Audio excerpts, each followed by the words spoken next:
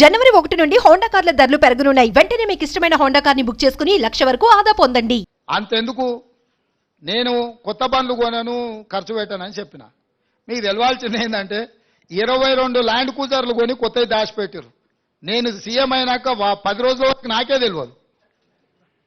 నేను పాత బండ్లు ఏదో అడ్జస్ట్ చేసి అన్ని రిపేర్లు చేయండి, చూసి ఇచ్చేయండి అని నేను చెప్తుంటే చిన్న ఒక అధికారి వచ్చి చెవులో చెప్తున్నాడు, సార్ పోయినసారి 22 ల్యాండ్ క్రూజర్లు కొన్నాడు, అన్ని విజయవాడలో దాచిపెట్టినాం సార్. కొత్త ప్రభుత్వం ప్రమాణ స్వీకారం చేయగానే అన్ని తెద్దాం అనుకున్నాం. ఆయన నెత్తి మీద దరిద్రం ఉండి ఆయన ఇంటికి పోయింది సార్, 22 కొత్త ల్యాండ్ క్రూజర్లునే.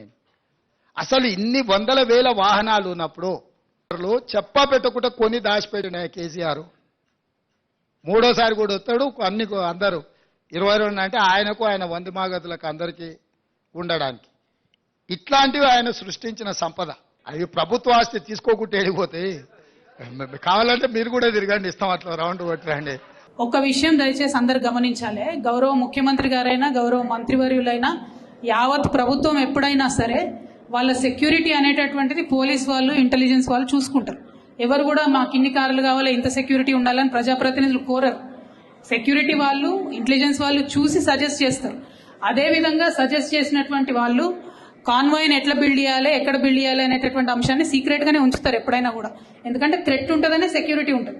సో ఆటోమేటిక్ గా ఎక్కడో వాళ్ళు పెట్టి దానికి కావాల్సినటువంటి ఫెసిలిటీస్ అన్ని కూడా క్రియేట్ చేసినట్టున్నారు. అవసరమైనప్పుడు తెచ్చి వాడతారు. అవన్నీ మనకు కూడా చెప్పారు కదా, సీఎం గారికి కూడా చెప్పకుండా చాలా ఇంటెలిజెన్స్ వాళ్ళు చేసేటి ఉంటాయి.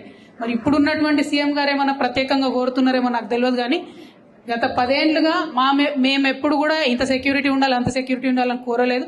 ఇంటెలిజెన్స్ వాళ్ళు, పోలీస్ వాళ్ళు ఇట్లా సెక్యూరిటీ ఇది ఫెసిలిటీ అంటారు, వాళ్ళు చేస్తారు. దానికి తగ్గ బడ్జెట్ వాళ్ళకు ఉంటుంది.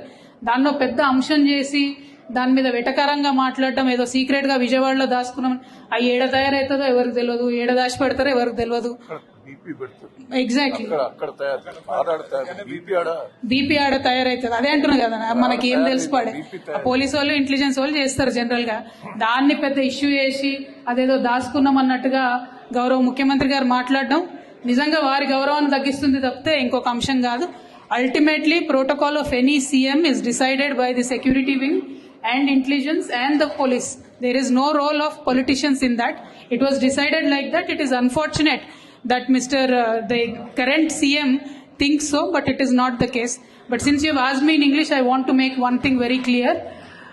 We are from the state of Telangana, from the district of Warangal, demanding a national project status to be given to the South Indian, very big popular Jatara, which is called as South Indian Kumbh Mela, the Sammakka Saralamma Jatara. This is the highest conglomerate of tribal population of this country. This has to be respected.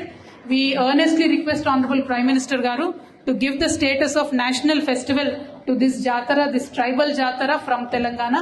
We have given number of representations to Honorable Prime Minister Garu earlier. So we really wish and pray that he will take it up immediately. Thank you. Jai Telangana.